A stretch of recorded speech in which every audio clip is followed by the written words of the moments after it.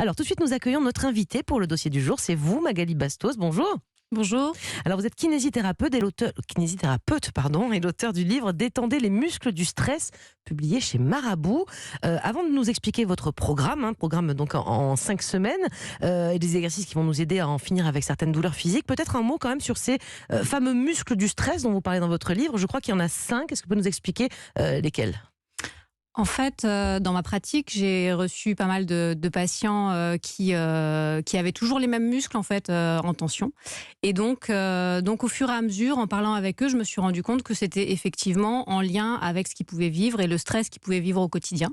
Et donc, les muscles que j'ai identifiés, il y en a 5. Donc, effectivement, c'est le diaphragme qui est le muscle respiratoire, les masséters qui sont les muscles des mâchoires, les sous-occipitaux qui sont les muscles au niveau de la base du crâne.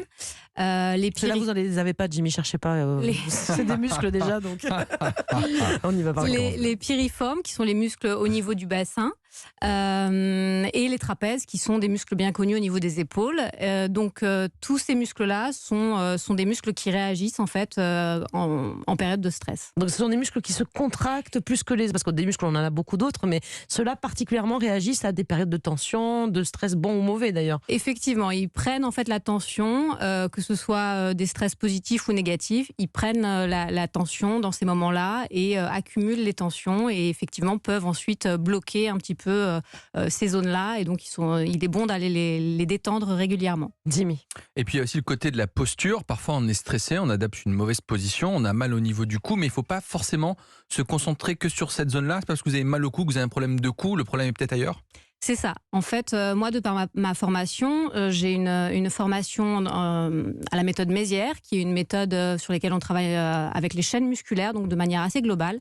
Et effectivement, on s'est rendu compte qu'on pouvait avoir des tensions au niveau des cervicales, par exemple un torticolis, mais que ça vient de la posture, que ça vient plus bas au niveau du dos. Donc il faut aller essayer de chercher un petit peu et d'étendre de manière assez globale l'ensemble du corps pour avoir quelque chose d'adapté et de pertinent pour que la personne ensuite puisse se sentir mieux et avoir moins de tension au quotidien. Dans votre livre, vous proposez dès le départ de faire un petit test pour évaluer le phénomène de compensation de chacun.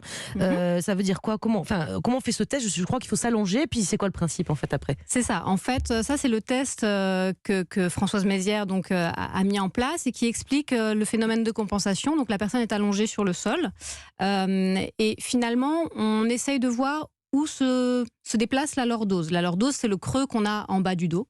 Et finalement, quand on plie les genoux, on peut voir que la lordose se déplace ailleurs dans le dos. Quand on essaye d'appliquer la tête et d'étirer la tête, la lordose se déplace ailleurs. Donc finalement, cette tension peut se déplacer sur toute la chaîne musculaire postérieure au niveau du dos.